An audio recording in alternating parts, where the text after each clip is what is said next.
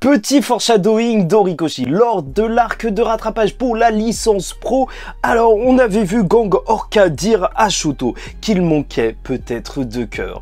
Et maintenant, littéralement, sa technique ultime se base sur l'utilisation de son cœur.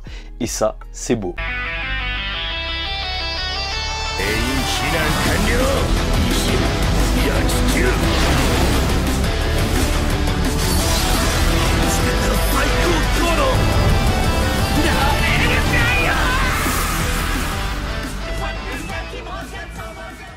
Mesdames et messieurs, ici Chad et on se retrouve aujourd'hui pour la review du chapitre 352 de My Hero Academia Ultimate Move. Oui, je préfère laisser ça en anglais parce qu'on est dans My Hero Academia comics et tout, on est dans la vibe. Donc il faut rester à l'intérieur et ce chapitre est juste magnifique.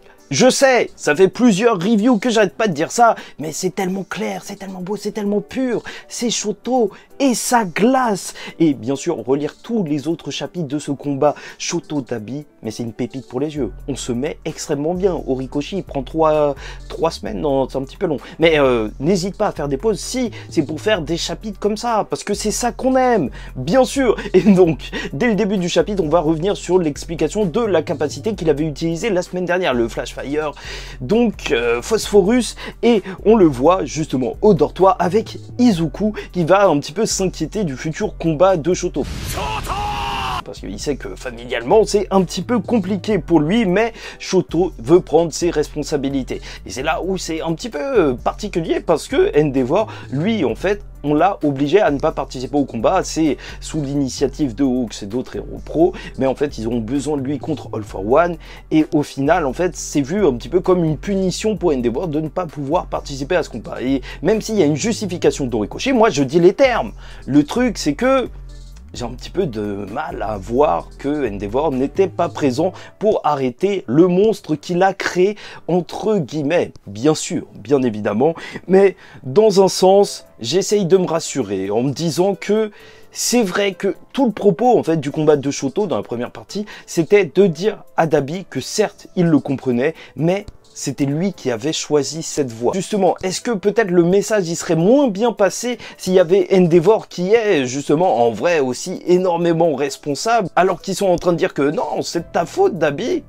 Ça aurait été peut-être assez compliqué, et c'est vrai que on est dans My Hero Academia, passage de flambeau, là chacun gère sa propre vie, même Shoto gère ses responsabilités à lui aussi puisqu'il fait partie de cette famille. Donc pour Shoto c'est un passage obligé s'il veut devenir le héros qu'il veut être, de faire ce combat, et c'est pour ça qu'il a créé cette technique. Une technique qui lui permet de nullifier l'effet des flammes de Dabi, comme Dabi le dira lors de ce chapitre, mais où il utilise surtout ces deux côtés en même temps, le côté froid et le côté chaud, avec son cœur en tant que catalyseur à l'intérieur de son corps. Donc ça doit être assez dangereux. En vrai, si tu veux mon avis, ça a l'air pas très bon pour lui. Mais en même temps, je ne m'y connais pas en physiologie de My Hero Academia. Donc c'était durant la balade de Deku qu'il s'est entraîné. C'est pour ça que Deku n'a pas vu les énormes progrès qu'il a fait. C'est vrai qu'il est sorti là avec une technique ultime, et c'est encore une technique qu'il vient tout juste de créer, donc le potentiel de Shoto est peut-être le plus grand de My Hero Academia, et dans tous les cas, ça fait plaisir de voir qu'Horikoshi n'a pas laissé les autres dormir durant la petite promenade de Deku, oui, parce que, ok, tu peux te promener, mais les autres ne sont pas obligés de se promener aussi. Et c'est vrai que c'est beau de voir que, en fait, Shoto, au final, il a fait l'inverse de ce que voulait son père, puisque lui voulait qu'il utilise les flammes et qu'il soit tempéré par la glace, et au final, il utilise sa glace, et c'est ces flammes qui se retrouvent au second plan. Puis on va voir sa technique, le Freezing Impact Burning Ice Blade, dans une super page. En vrai, t'es comme ça.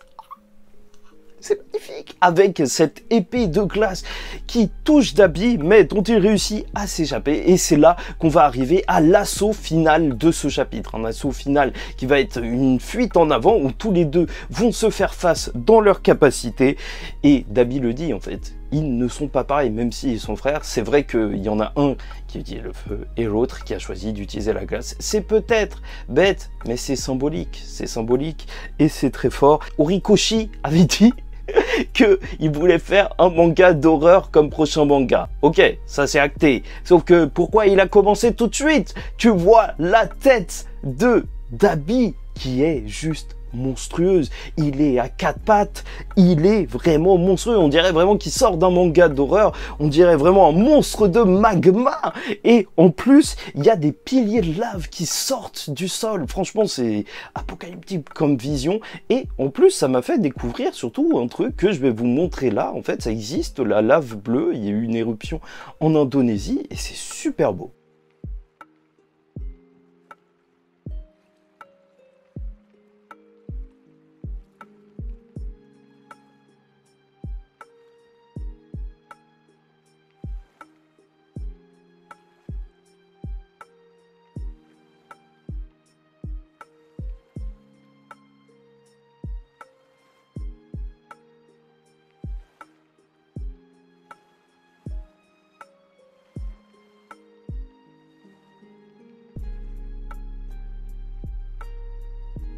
Bon, c'est vrai que ça avait peut-être pas de rapport direct avec la review, mais c'est cool de découvrir des trucs même réels, donc n'hésite pas à t'abonner, juste pour me remercier, on sait jamais. Et donc avec ces flammes qui sortent de partout, il va dire que pour lui, pour Dabi, lorsqu'on choisit un chemin, il est impossible d'en revenir. Et c'est les effets secondaires de cette société super-héroïque. Et je trouve ça très intéressant parce que c'est vrai que le monde de My Hero Academia est très binaire au final. Soit t'es un vilain, soit t'es un héros. Ok, tu peux avoir des sortes d'anti-héros à la Stein, et même si non, en fait, il est considéré comme un vilain par la société, mais c'est vrai que les actes vont très vite dans cette société où il faut imaginer que les gens, c'est comme s'ils avaient plein de guns sur eux à chaque fois qu'ils se baladent dans la rue en fait. Ça peut partir très très vite, surtout si t'as un alter de flamme. Tu vois, si t'es fâché contre quelqu'un, ça peut partir vite. Enfin,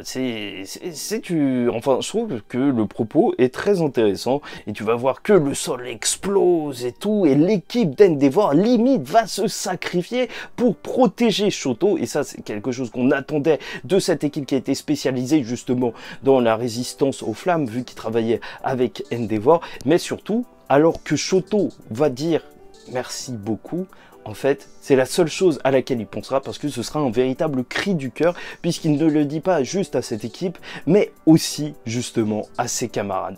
Et c'est là la différence singulière entre Shoto et Dabi. Un Dabi qui a été recueilli par Garaki et peut-être qu'il y a eu la pire influence qu'il pouvait avoir après Endeavor. Lui, Shoto, après Endeavor, a pu se retrouver avec ses camarades. Ceux qui étaient à ses côtés et qui lui ont permis de se sentir assez en sécurité pour explorer ses propres pouvoirs et en arriver jusque là. Et je trouve que au final, en fait, avoir le personnage qui est peut-être le plus attaché à cette classe en tant que premier gros combat de cette fin de My Hero Academia, je trouve que c'est pas si bête que ça, parce qu'au final, ça fait que ça te renforce un petit peu cet esprit de camaraderie pour lesquels, en fait, les personnages vont se battre. Et même si je me disais au début, mais il est fou, Rikoshi, il crame sa meilleure carte dès le début, en vrai, il a raison. Et t'as vu, j'ai dit cramer, je suis chaud. Et bon, il y a certaines personnes qui disent, oui, encore pouvoir de l'amitié, mais pour moi, pas du tout. En fait, c'est tellement bien fait, en fait, voir un Shoto qui se sentait mal et littéralement, en fait, qui était incomplet et qui pouvait pas explorer cette autre partie de lui-même parce qu'il y avait trop de conflits avec ce Endeavor qui l'écrasait. Au final, lorsqu'il s'est retrouvé avec ses camarades, c'est même pas que ses camarades l'ont encouragé, c'est qu'il se sentait bien. Et au final, c'était peut-être la seule chose qui manquait à Shoto parce que s'éloigner de chez lui, s'éloigner de cet environnement toxique pour être dans un meilleur environnement, ça aurait été peut-être la clé de l'utilisation de son plein potentiel. Et ça, en fait, c'est du pouvoir de l'amitié, peut-être. Mais c'est très bien fait. J'en redemande. On repensera à la déclaration de Montledi qui disait que sa technique ultime devait le représenter. Et pour lui, il y a possibilité de revenir donc dans le droit chemin, même si c'est dur. Il demandera à son frère de s'arrêter. Et la page est... Oh! Horikoshi nous met bien cette semaine. Ok, le chapitre était court, mais c'était pour ce genre de page. Il fonce sur lui et il le gèle. Le Great Arctic Tsunami. Que dire, c'est juste énorme, tu vois. En plus, l'image d'eux en tant qu'enfants dans deux petites cases, tu connais, pureté de leurs sentiments et tout ce qu'ils veulent vraiment se dire. Et au final, voilà, c'est deux gamins qui ont subi le même traumatisme et voilà, Shoto maintenant peut essayer de l'aider alors qu'il a réussi à le surmonter et tu vois qu'il a tout gelé aux alentours, même les buildings qui étaient à 320 km. Le mec est devenu très chaud, paradoxalement, à la glace qu'il utilise, bien sûr. Et bon, terminé par un Shoto qui, bon, c'est un raccourci de dire ça, mais qui utilise de la glace, je trouve ça juste génial en fait, avec un Shoto qui, en fait, depuis le début de la série, a essayé et a dû renouer justement avec ses pouvoirs de de feu, mais au final, peut-être sous la supervision de son père, mais a surtout décidé d'utiliser ses flammes comme catalyseur pour utiliser ce qu'il voulait vraiment faire, donc de la glace. Donc ne pas répondre aux attentes de son père, mais répondre à ses propres attentes. Et après, concernant ce combat, j'ai vu des critiques comme quoi, en fait, c'est encore les gamins de 15 ans qui vont gérer les gros vilains qui ont mis à mal le Japon. Et c'est vrai que dans un sens, on pourrait se dire ça. Mais là, c'était assez particulier. Dabi, c'est le frère de Shoto. En plus, il a l'alter parfait pour l'arrêter. Justement, il avait prévu une technique pour l'arrêter. C'est le fils du numéro 1 des héros. Même si ça, je vais dire numéro 2. Endeavor, je suis désolé, dans le cœur, il reste numéro 2 des héros. Et donc je trouve que les héros pros juste sur la défensive, ça m'a suffi pour ce combat. Mais je vous avoue que c'est vrai, en fait, pour les prochains combats, pour le combat d'Ochako par exemple, j'aimerais au moins voir Gangorka ou d'autres personnages un petit peu intervenir de manière un petit peu plus...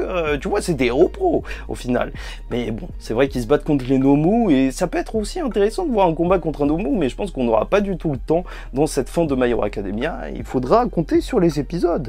Espérons-le. Et c'est donc peut-être sur ça que le combat se terminera, entre peut-être l'héritier du pire de ce qu'il y avait chez Endeavor et l'héritier du meilleur. Et parlons un petit peu de la suite, parce que je me pose des questions très précises par rapport à ce chapitre et même à tout ce combat, parce que Ida, en fait, c'est ça qui me fait vriller, c'est que il a servi littéralement à rien. Peut-être qu'on peut le revoir sur le champ de bataille final où il y aura tous les héros qui vont rejoindre le combat face à Shigaraki ou un truc du genre. Wow, j'ai eu du mal à le dire, mais c'est vrai que là, certes, il devait servir de soutien émotionnel. Je sais qu'il y en a qui ont carrément oublié qu'il participait à ce combat et au final, j'attends encore de voir quelque chose par rapport à lui. C'est pour ça que je me dis, sait-on jamais, peut-être qu'on peut avoir un Stain qui va arriver dans le prochain chapitre. Et justement, vu que Shoto et Ida, ils étaient là quand il y avait Stain, et là, en plus, ils sont à l'endroit où il y a la grande statue d'All Might, là on avait vu Stain, alors c'est peut-être le moment parfait pour avoir un Stain qui veut tuer Dabi, et Shoto et Ida qui vont essayer de le protéger, sait-on jamais, sait-on jamais. Ou après, comme autre possibilité, je sais qu'il y a des gens qui pensent que le combat n'est peut-être pas terminé, donc voir un Dabi enfin utiliser son Prominence Burn jusqu'à la fin et se désintégrer, peut-être aussi que ça marcherait avec un Shoto qui n'aurait pas réussi à le sauver, mais qui aurait fait son maximum, mais je sais pas, je suis pas... En fait, je comprends en fait qu'il n'ait pas utilisé cette ultime capacité, parce que tout le but de Shoto, c'était justement de ne pas laisser son frère en arriver là, se consumer entièrement, aussi bien symboliquement que physiquement. Donc, en soi, je trouve que ça marque sa réussite. Après, tu connais, il y a les théories d'Abi, Phoenix et tout, je reviens pas dessus, c'est un rêve de la commu, mais voilà. Bon, bref, j'espère que vous avez apprécié cette vidéo. En tout cas, pour moi, c'était un plaisir de vous la faire. N'hésitez pas à liker ou disliker la vidéo si ça ne vous a pas plu. Commentez, donnez-moi votre avis en commentaire sur tout ça et abonnez-vous parce que il faut vous abonner. On parle de My Hero Academia à chaque fois. En attendant la suite, je vous dis ciao tout le monde, faites très attention à vous et surtout, paix sur vous.